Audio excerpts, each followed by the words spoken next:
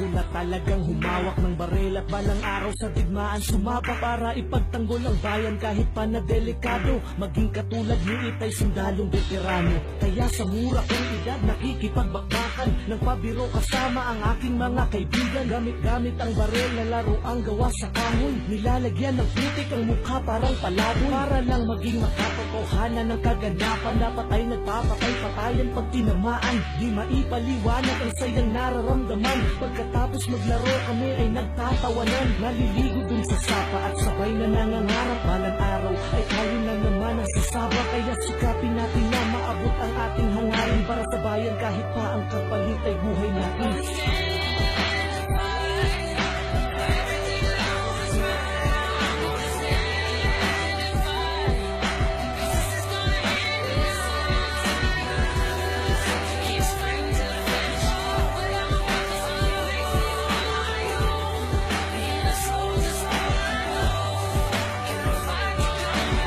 Pangarap ko ay tumututol si Inay. Ayaw niyang mangyari sa akin ang nangyari kay Itay, na namatay ng dahil sa prinsipyo at dahil sa bayan. Ang tahakin niyan di ko sinasabi na masama yan, pero gusto ko maging doktor kapag dating ng araw. Anak, wag mo nang balakin, magsundalo kasi ayaw. Kung mawala ka sa buhay ko, di ko yun hahayaan. Ikaw na lang ang nag-iisa ko na kayamanan. Pero ito po ang pangarap ko, anong magagawa ko? Gusto ko po Inay maging magiting na sundalo. Wag mong isipin ay na ako ay mawawala. Pangako iingatan ko sarili ko, wag kang matako. Pakiusapan na kapag mo na yang ipagpilitan. Pasensya ko Inay, wag mo na po akong pigilan. Kung na talaga ang desisyon ko, patawad ko. Di kay umiiyak habang ako sa'yo'y papalayo.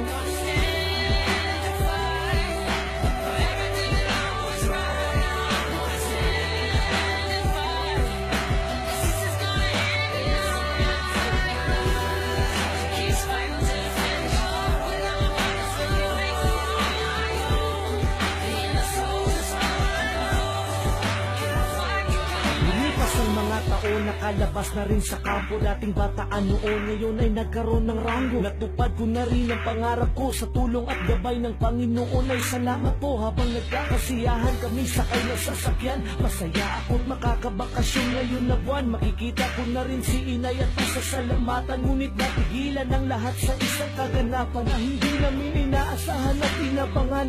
Planado na lahat at kami ay tinambangan ng rebelde at kami ay pinaulan na ng bala. Hindi tinigilan hanggang sa di mawalan ng ginhawa. Gustuhin na namin lumaban sa gamit na armas. Sinalibutan na kami, huli na para umatras. Agad pumasok sa isip ko ang butihin kung pinapano kapag nawala ako. Siya na lamang mag-isa, patawad ko, sana ako ay maintindihan mo. Inay, hindi ko po pinagsisihan to. Kung ako may masasawi sa kamay ng ating kalaban, pinagsumbaan ko ang tungkulin to para sa mahal nating bayan.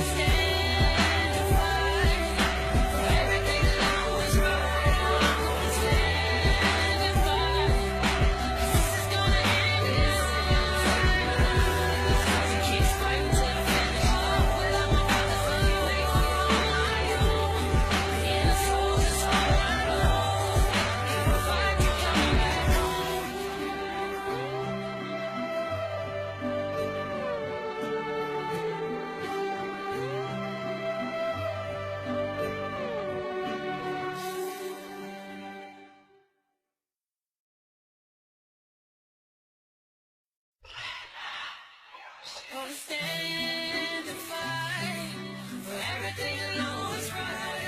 I'm gonna stand and fight, 'cause this is gonna end now.